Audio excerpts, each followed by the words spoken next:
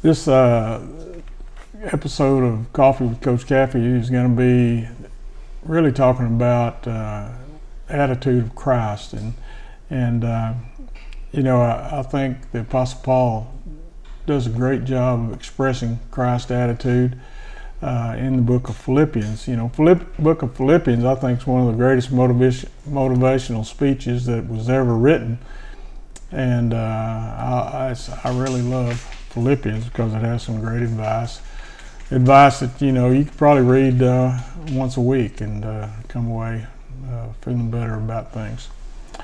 I'm wearing a basketball shirt today, and one of the reasons I decided to do that was, as an athletic director, some people get a little conceited about that. They think, well, I'm the boss, I'm the athletic director, and the reason I want to be the AD is so I can have things the way I want them.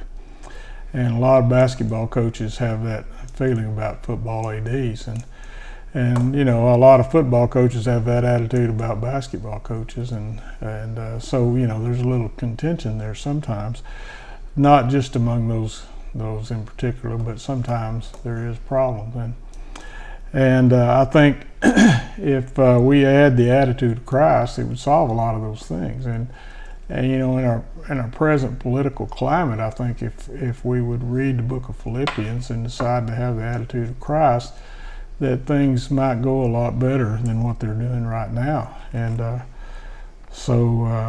we kind of get in that tit for tat thing. You say this, well, I'll say that, or you do this, then I'll do that. And that's not the way Jesus would approach things. And so I wanted to read to you a little bit from Philippians, the 2nd chapter.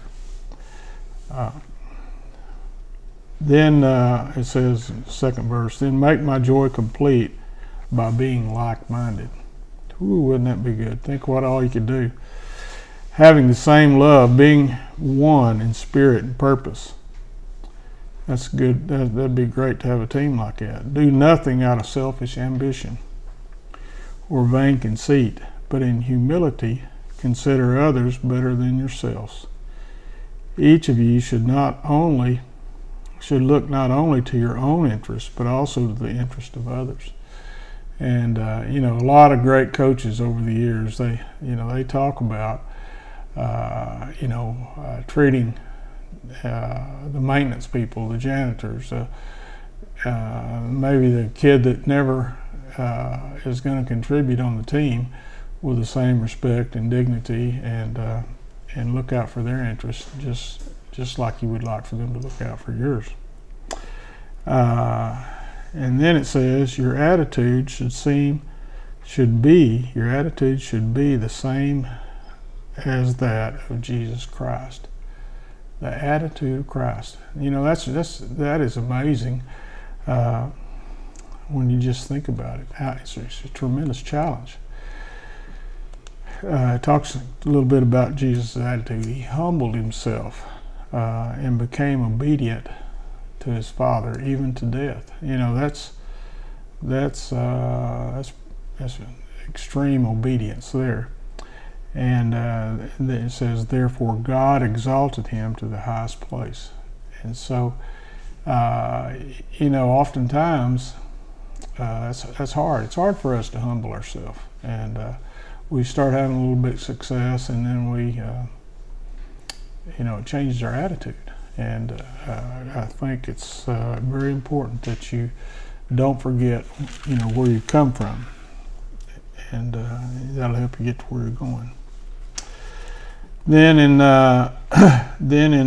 verse 12 and after, it talks about Christians like shining stars, and I think this is another good topic for us in this present climate. It says, "For God who works in you will and to act according to His good purpose." This is good advice for teachers, because I've been in the education business, and it says, do everything without complaining or arguing. Well, that not just in the education business, any business, so that you may become blameless. and pure children of God, without fault in a crooked and depraved generation. Do everything without complaining or arguing, and so that you may become blameless and pure children of God, without fault in a crooked and depraved generation, in which you shine like stars in the universe as you hold out the word of life. So you picture yourself on a dark night and a bright star shining out there. That's the way Christians are. That's the way that people with Christ-like attitudes are. They're like that star in a dark night shining brightly. And I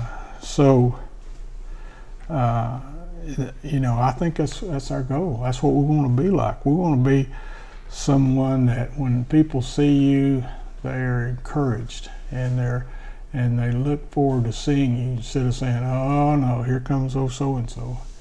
He's always down in the mouth, or he's always criticizing somebody." Don't be like that.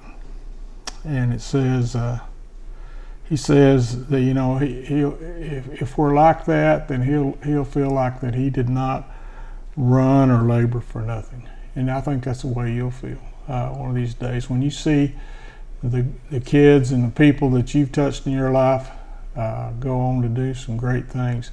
You'll feel like you accomplished something in your life. So I have this little card. We had these made up at Brentwood Christian. It's not an original thing. It was actually, we did this, my first head coaching job. We had some cards made up very similar to this. And it says, trust in self, be depressed, trust in others, be distressed, trust in God, be blessed. Well, that's something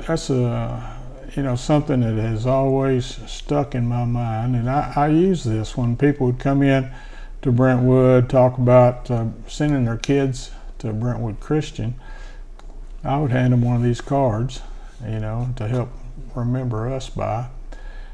And really, I've given this lecture to many of my teams, but the lecture is this: if you trust yourself, you're not gonna be able to work it out. You're gonna be depressed. You are gonna let yourself down, and you can't work it out without God's help. You trust in others, be distressed. You cannot count on anybody else to work out your salvation for you. Your wife can't get you to heaven. Your kids can't get you to heaven. Your friends can't get you to heaven. You have to put your trust in God. And it says, trust in God, be blessed. And so many people, they think, well, if I hitch up with this head coach, or if I, marry a good woman, then maybe she'll help me get to heaven. And I've often prayed that my kids would marry somebody that would help them get to heaven. But that's really ridiculous, because really comes right down to it. Everybody's in charge of their own salvation. They have to have ownership of their own salvation, and really it's pretty easy. All you have to do is trust in God and be blessed.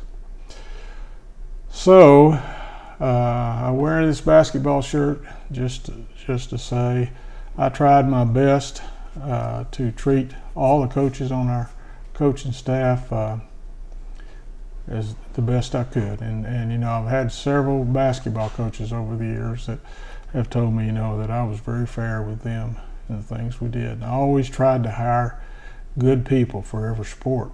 Maybe I didn't always hire the best football coaches, but I felt like I could teach them how to do that. But I tried to hire a good head coach for each sport. And so, I'm very proud of my relationship with the coaches and the athletes that we've had, and I hope they can see that attitude of Christ in me.